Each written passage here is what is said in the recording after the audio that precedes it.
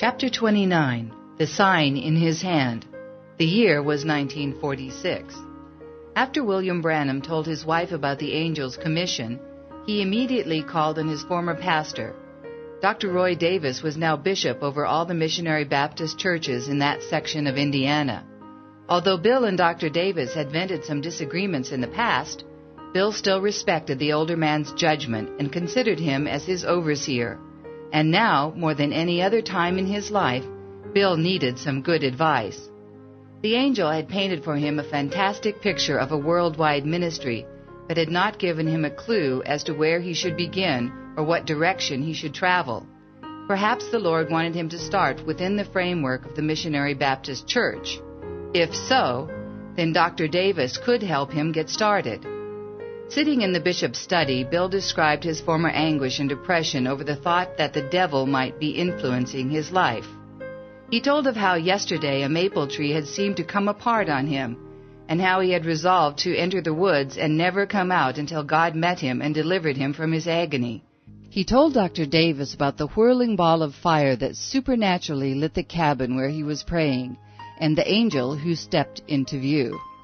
He described the angel's visage, and then began to share what the angel had told him, how he would pray for kings and rulers, and how people would come to him from all over the world for counsel.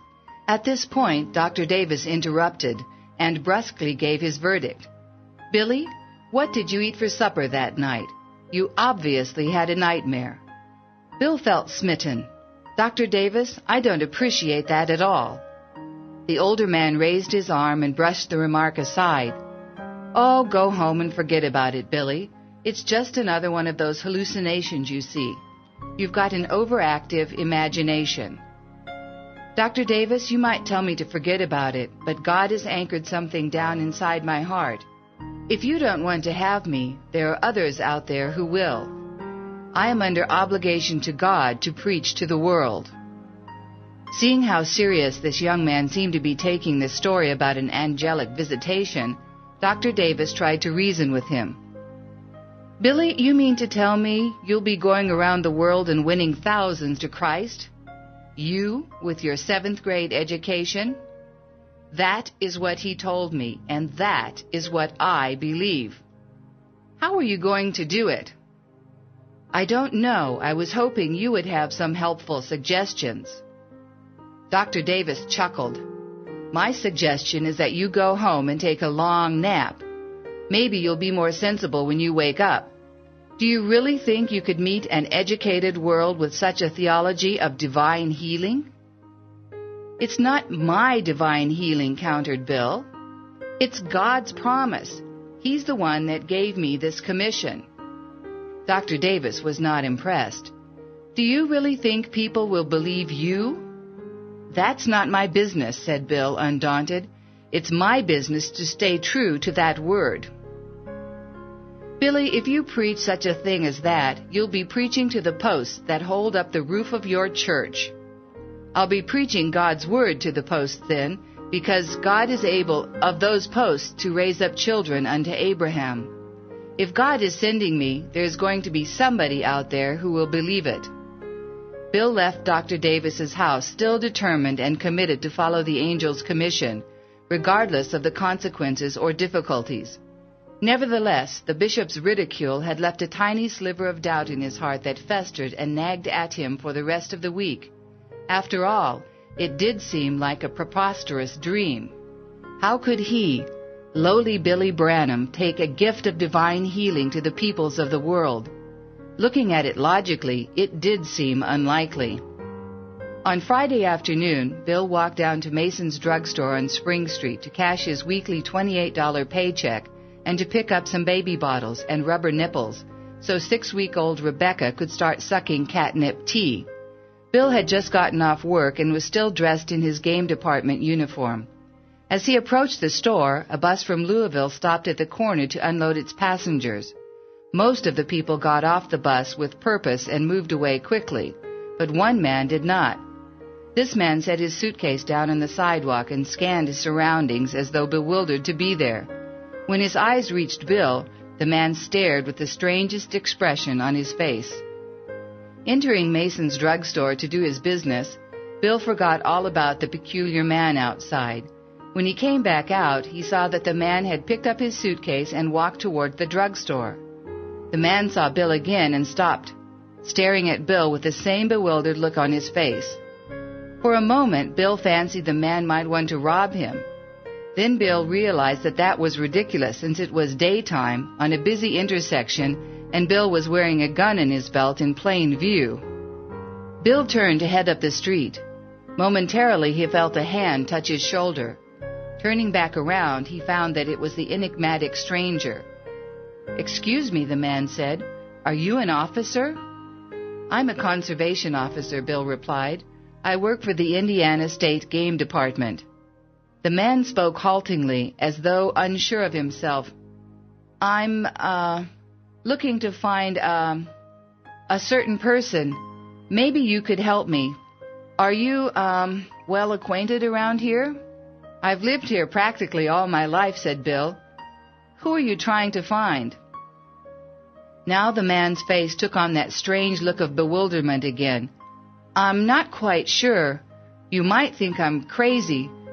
But let me tell you my story.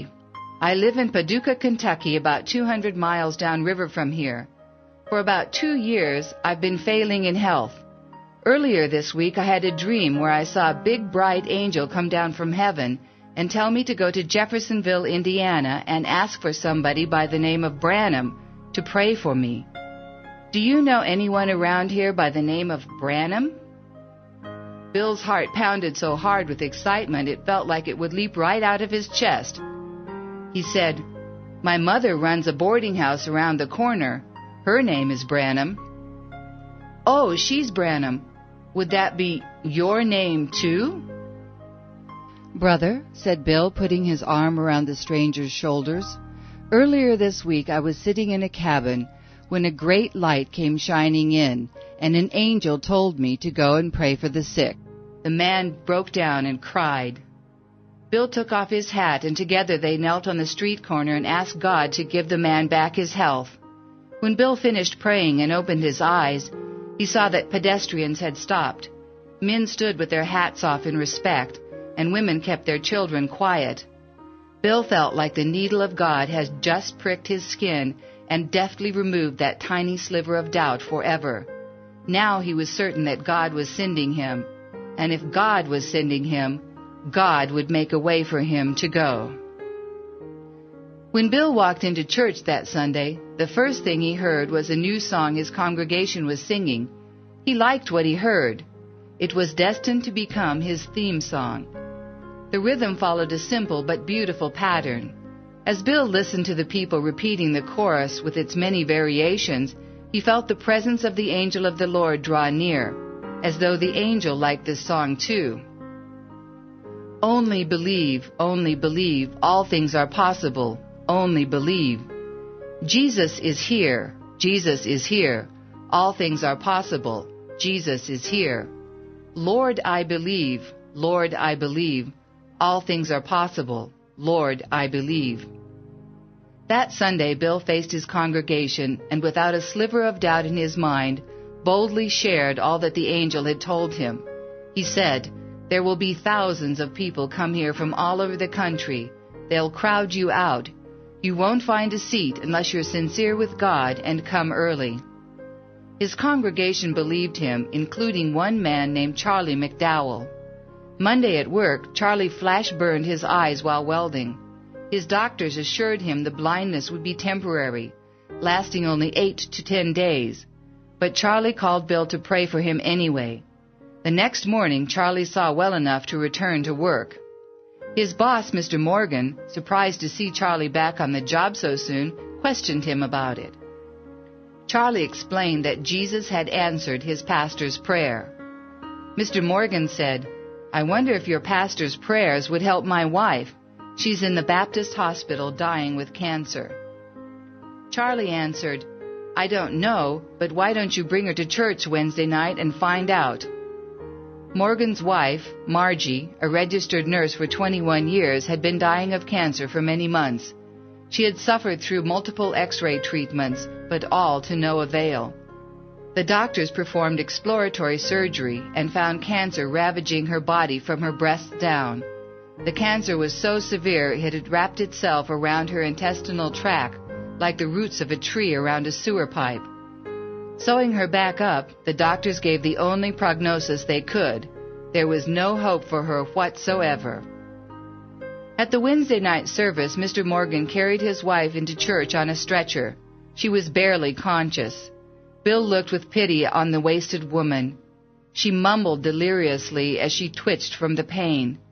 Bill took her right hand in his left hand, just like the angel said he should do. His wrist and lower arm tingled. His hand puffed up slightly and turned an angry red. Small white bumps appeared in a pattern across the back of his hand. He could feel vibrations moving up his arm, passing through his shoulder, moving across his chest, all the way to his heart. Looking up at Mr. Morgan, Bill asked, "What is wrong with the woman?" "She's dying with cancer," said Mr. Morgan. "Can you help her?"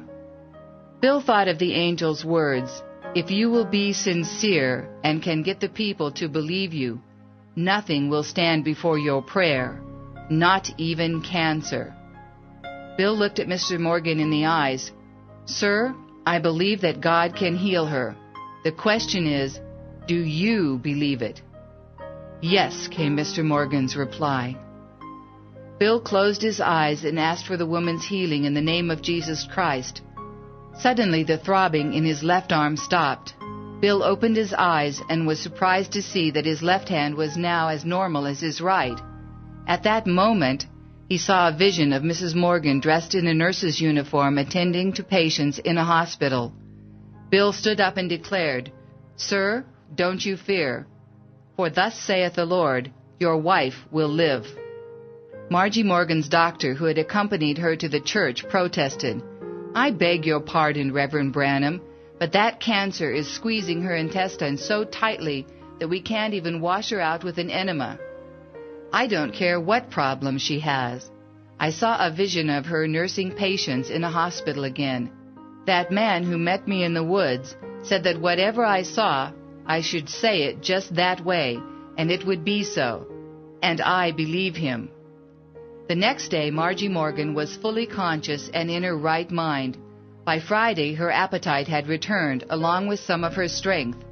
On Saturday, much to her doctor's utter astonishment, she walked the halls of the hospital, begging to go home.